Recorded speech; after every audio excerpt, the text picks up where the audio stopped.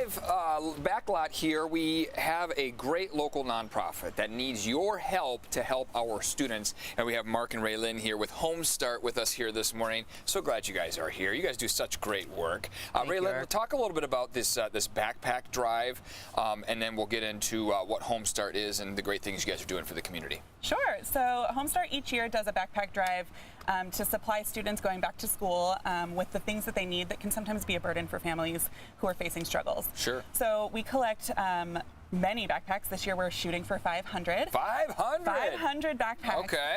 For grades K through 6, which are slightly different from our 7th through 12th graders. So as we all know, elementary school and high school, middle school, very different Absolutely. needs. So for our littles, we do ask for jumbo pencils instead of regular, pencils. They also get to play with crayons and markers. Sure. And then for our high schoolers, college rule paper, binders, all of the things that they might need to be successful at school. Awesome. And Mark, tell us a little bit about Home Start and why you guys have been able to do so well with this. Sure. So, Eric, thank you. Home Start's been around 50 years. It's our 50th anniversary celebration. Congratulations. And so our whole mission is to prevent child abuse by serving families and children.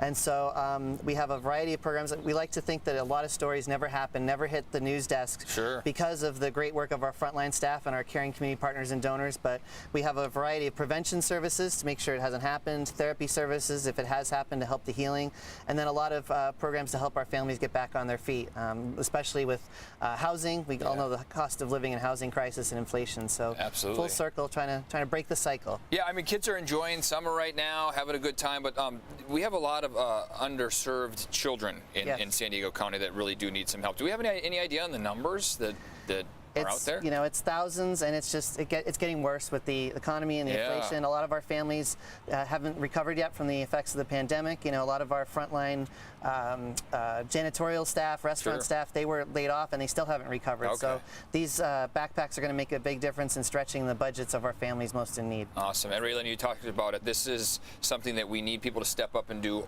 the rest of this month. All July we can do this because I don't want to tell my kids to remind them this, but school's around the corner here. Right? They sure are. I keep saying, before you know it, we'll be trading in our beach bags for our backpacks. We got to make sure that we are prepared for that. And so for the entire month of July, for the rest of it, our distribution is set for early August. So if we can get those backpacks in by the end of July, we'll be able to get them to the families before school starts. Okay, and then what do people need to do?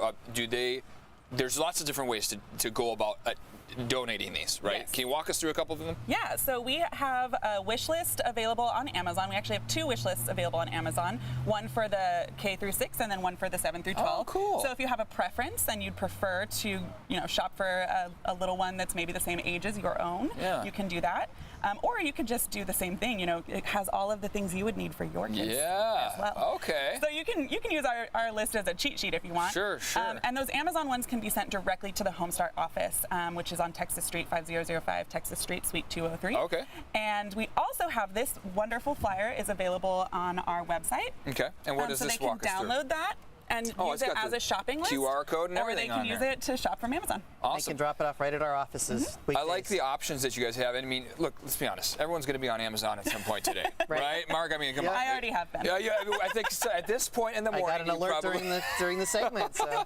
So why not just head to that wish list, right, and do something that could go a long way? Make it easy. Absolutely. So wish list, or some of our families like to take their own children in person and say, we're doing this for another family need. Have the kids make it a family engagement activity. You guys were touching on the costs of all these things, and we've talked about the supply chain issues and the cost of some of these supplies and materials. This can be a very expensive proposition for a parent to be faced with if they have 1, 2, 3, maybe more kids each school year. But these are things they have to have in the classroom to be successful, right? Yep, absolutely. I mean, there's a big difference between the two, and honestly, the cost for the older kids too. That's significantly higher. We have some families struggling whether to pay the light bill or whether to put food on the table, and that shouldn't be any parents' or decision. So this is just one step. Everybody in the community, our friends, can get involved to avoid that. 500. We need 500 of these backpacks. San Diego, we can do it. We can do it. So mention again, I know on Amazon, but they can also just stop down and drop off the supplies and the wishes. Monday through Friday. Does it have to be everything on the list, or is it just as much as someone can do? As much as someone can do is great. If we need to supplement things, we can definitely find ways to do that, or work with community partners who are able to supplement the pieces that we're lacking. Okay, so let's walk through some of the items one more time here.